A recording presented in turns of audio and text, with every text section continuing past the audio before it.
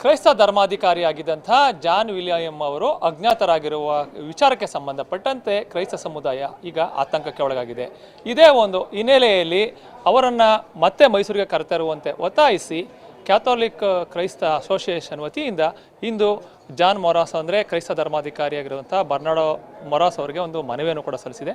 ಈ ಕುರಿತು ಬೆಳವಾಡಿಯ ಒಂದು ಚರ್ಚ್ನ ಫಾದರ್ ಆಗಿರುವಂಥ ಫಾದರ್ ಜಾನ್ ಸಿಕ್ವೇರ್ ಅವರು ನಮ್ಮ ಜೊತೆ ಇದ್ದಾರೆ. ಅವ್ರು ಹೇಳ್ತಾರೆ ಅಂತ ಕೇಳೋಣ. ಸರ್, ಮೊಟ್ಟ ಮೊದಲನೇದಾಗಿ ವಿಲಿಯಂನವ್ರನ್ನ ಯಾವ ಕಾರಣಕ್ಕೆ ಈ ರೀತಿ ಮಾಡಿದ್ದಾರೆ ಅಂತ? ಅವರು ಈ ನಮ್ಮ ಆಡಳಿತ ತುಂಬ ಚೆನ್ನಾಗಿ ನಡೀತಾ ಇತ್ತು. ಅವರ ಪ್ರಾರಂಭದಲ್ಲಿ ತುಂಬ ಹೊಸದಾಗಿ ಬಂದು ಈಗ ಒಂದು 5 ವರ್ಷ ಅವರು ತಮ್ಮ ಆಡಳಿತವನ್ನು ನೆರವೇರಿಸಿದ್ರು. ತುಂಬ ಚೆನ್ನಾಗಿ ನಡೀತಾ ಇತ್ತು. ಏನೋ ತುಂಬ ಪವರ್ಫುಲ್ಲಾಗಿ ನಡೀತಿದೆ, ತುಂಬ ಚೆನ್ನಾಗಿ ನಡೀತಿದೆ ಅನ್ನುವಂಥ ಸ್ಥಿತಿಯಲ್ಲಿದ್ದಾಗಲೇ ಈ ರೀತಿ ಆಪಾದನೆಗಳು ಸ್ಟಾರ್ಟ್ ಆಗಿಬಿಡ್ತು. ಕಾರಣಗಳೇನು ಅಂತ ಅವರವ್ರಿಗೆ ಗೊತ್ತು.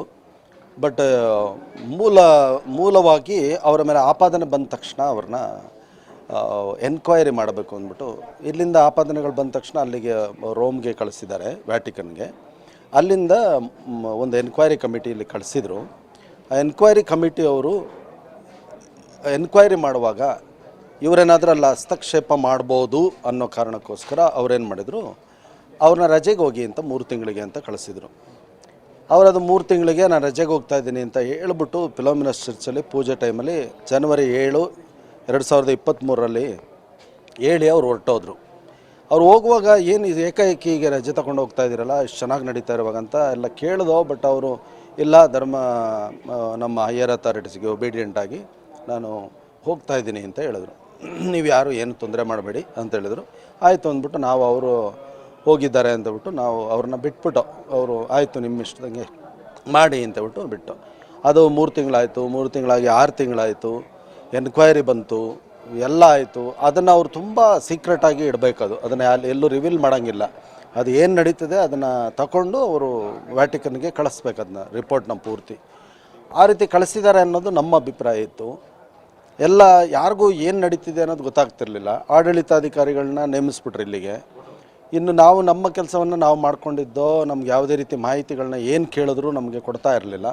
ಏನು ನಡೀತಿದೆ ನಮಗೆ ಗೊತ್ತಿಲ್ಲ, ಎಲ್ಲ ಅಲ್ಲಿ ಮೇಲಧಿಕಾರಿಗಳಿದೆ ಅಂತ ಹೇಳ್ತಾಯಿದ್ರು. ಈಗ ಸಡನ್ನಾಗಿ ಸೆಪ್ಟೆಂಬರು, ಅಕ್ಟೋಬರು ಈ ತಿಂಗಳಲ್ಲಿ ನಮಗೆ ಒಂದು ವಿಡಿಯೋ ಬರೋಕ್ಕೆ ಶುರುವಾಯಿತು. ಗುಸುಗುಸು ಮಾತುಗಳು ಕೇಳ್ಸೋಕ್ಕೆ ಶುರುವಾಯಿತು. ಒಂದು ಆಡಿಯೋ ರಿಲೀಸ್ ಆಗಿದೆ, ಆಡಿಯೋ ಇದೆ ಅನ್ನೋದು ಅನ್ನಿಸ್ತು. ಬಟ್ ಯಾರ ಹತ್ರ ಇದೆ, ಏನು ಮಾಡ್ತಿದ್ದಾರೆ, ಹೇಗೆ ಅನ್ನೋದು ನಮ್ಗೆ ಗೊತ್ತಿರಲಿಲ್ಲ. ಅವ್ರು ಹೇಳಿದ್ರು ಒಂದು ಇದೆ, ಬಟ್ ಅದರಲ್ಲಿ ಎಲ್ಲ ರೀತಿ ಮಾಹಿತಿಗಳು ಏನೇನು ಪಿತೂರಿ ನಡೆದಿದೆ ಅದರ ವಿಚಾರವಾಗಿದೆ, ಅದನ್ನು ನಾವು ಹೈಯರ್ ಅಥಾರಿಟೀಸ್ಗೆ ಕಳಿಸಿದ್ದೀವಿ ಅಂತ ಕೆಲವರು ಮಾತಾಡ್ತಿರೋದು ಗೊತ್ತಾಯ್ತಾಯಿತ್ತು. ಅದಾದಮೇಲೆ ನಮ್ಗೆ ಏನು ಮಾಹಿತಿ ಇದೆ, ಅದರಲ್ಲಿ ಏನು ಷಡ್ಯಂತ್ರ ನಡೆದಿದೆ ಅನ್ನೋದು ನಮ್ಗೆ ಯಾವುದೂ ಗೊತ್ತಾಯ್ತಾ ಇರಲಿಲ್ಲ. ಆಮೇಲೆ ಅವರು ಸ್ವಲ್ಪ ಕಾಲಾವಕಾಶ ಕೊಟ್ಟು ಇದ್ರ ಬಗ್ಗೆ ಆ್ಯಕ್ಷನ್ ತಗೊಳ್ಳಿ ಅಂತ ಬಿಟ್ಟು ಅವ್ರು ಬರೆದಿದ್ರು ಅನ್ನೋದು ನಮಗೆ ಮಾತುಗಳಿಂದ ಗೊತ್ತಾಯ್ತಿತ್ತು. ಆದರೆ ನಮಗೆ ನಿಖರವಾಗಿ ಏನೂ ಗೊತ್ತಿರಲಿಲ್ಲ. ಈಗ ಬಿಷಪ್ಗೆ ಮುಂದೆ ಏನು ಮಾಡ್ತೀರಾ ಅಂತ ನಾವೇನು ಮನವಿ ಕೊಟ್ಟಿದ್ದೀವಿ ಅಂತ ಹೇಳಿದ್ರೆ, ಮೊದಲನೇದಾಗಿ ಬಿಷಪ್ ಅವರು ಸುಳ್ಳು ಆಪಾದನೆ ಮೇಲೆ ಅವ್ರನ್ನ ಕಳಿಸಿದ್ದಾರೆ. 1 ಇಯರ್ ಆಗಿಬಿಟ್ಟಿದೆ. ಅವರ ಆರೋಗ್ಯ ಹೇಗಿದೆ, ಏನಿದ್ದಾರೆ, ಏನು ವಿಚಾರ ಅಂತಲೂ ನಮ್ಗೆ ಗೊತ್ತಿಲ್ಲ. ಅದರಿಂದ ಅವ್ರನ್ನ ಶೀಘ್ರ ಇಮಿಡಿಯೇಟ್ಲಿ ಕರೆಸ್ಬೇಕು ವಾಪಸ್ ಇಲ್ಲಿಗೆ. ಅವ್ರಿಗೆ ಪೋಸ್ಟು ಅದಿದು ಪದವಿಗಳೆಲ್ಲ ಅವರು ವ್ಯಾಟಿಕನ್ನಿಂದ ನಿರ್ಧಾರ ಆದಾಗ ಅದನ್ನು ಅವರು ರೀಇನ್ಸ್ಟೇಟ್ ಮಾಡ್ತಾರೆ, ಅದೆಲ್ಲ ಅವ್ರಿಗೆ ಬಿಟ್ಟಿದ್ದು. ಬಟ್ ಮಾನವೀಯತೆ ದೃಷ್ಟಿಯಿಂದ ಅವ್ರನ್ನ ಒಬ್ಬರನ್ನೇ ಅಲ್ಲಿ ಊಟಿಲಿ ಎಲ್ಲೋ ಯಾವುದೋ ಒಂದು ಸ್ಥಳ ಅಂತ ಹೇಳಿದರು, ಅಲ್ಲಿ ಇರಲಿಕ್ಕೆ ನಮಗೆ ಇಷ್ಟ ಇಲ್ಲ. ಅವರು ಇಲ್ಲಿ ಬರಬೇಕು, ಬಂದು ಒಂದು ಗೆಸ್ಟ್ ರೂಮಲ್ಲಿ ಆದರೂ ಇರಲಿ, ಅವರು ಇಲ್ಲಿ ಬರಬೇಕು, ಅವ್ರನ್ನ ಇಮಿಡಿಯೇಟ್ಲಿ ಕರೆಸ್ಕೋಬೇಕು ಅನ್ನೋದು ಮೊದಲನೇ ಮನವಿ. 2ನೇ ಮನವಿ, ಸೀಲ್ ಆಫ್ ಸೀಕ್ರೆಸಿ ಇಟ್ಕೊಳ್ಬೇಕಾಗಿದ್ದಂತಹ 3 ಕಮಿಟಿಯವರಲ್ಲಿ ಒಬ್ಬರು ಅದನ್ನು ರಿವೀಲ್ ಮಾಡಿದ್ದಾರೆ, ಅವ್ರ ಜೊತೆ ಶಾಮೀಲಾಗಿದ್ದಾರೆ. ಅವ್ರಿಗೆ ತಕ್ಷಣ ಕ್ರಮ ಕೈಗೊಳ್ಳಲಿಕ್ಕೆ ನೀವು ಮನವಿ ಇಲ್ಲಿಂದ ಜನರೆಲ್ಲ ಮಾಡ್ತಿದ್ದಾರೆ ಅಂತ ಹೈಯರ್ ಅಥಾರಿಟೀಸ್ಗೆ ಕಳಿಸ್ಬೇಕು. 3ನೇದಾಗಿ ಸುಪಾರಿ ಕೊಟ್ಟು ಸಾಯಿಸ್ಬಿಡೋಣ, ಗನ್ ತಗೊಂಡು ಶೂಟ್ ಮಾಡೋಣ, ಏನೂ ಆಗಿಲ್ಲ ಅಂದರೆ ಈ ಥರ ಮಾಡೋಣ ಅಂತ ಹೇಳಿದ್ರಲ್ಲ, ಅವ್ರ ವಿರುದ್ಧವಾಗಿ ಧರ್ಮಾಧ್ಯಕ್ಷರು ಇಲ್ಲಿ ಆಡಳಿತಾಧಿಕಾರಿಗಳಿದ್ದಾರಲ್ಲ ಅವರು ಕೇಸ್ ಫೈಲ್ ಮಾಡಬೇಕು. ಅವರೇ ನಮ್ಮ ಹೆಡ್ಡು, ಅವರೇ ಕೇಸ್ ಫೈಲ್ ಮಾಡಬೇಕು ಅಂತ 3ನೇದಾಗಿ. 4ನೇದಾಗಿ ಯಾರೆಲ್ಲ ಈ ಪಿತೂರಿಯಲ್ಲಿ ಇದ್ದಾರೆ, ಈಗ ನಾವೀಗ ಪೂಜೆ ಅರ್ಪಿಸ್ತೀವಿ ಪ್ರತಿದಿನ ಬೆಳಗ್ಗೆ ಭಾನುವಾರಗಳಲ್ಲೆಲ್ಲ ಪೂಜೆ ಅರ್ಪಿಸ್ತೀವಿ.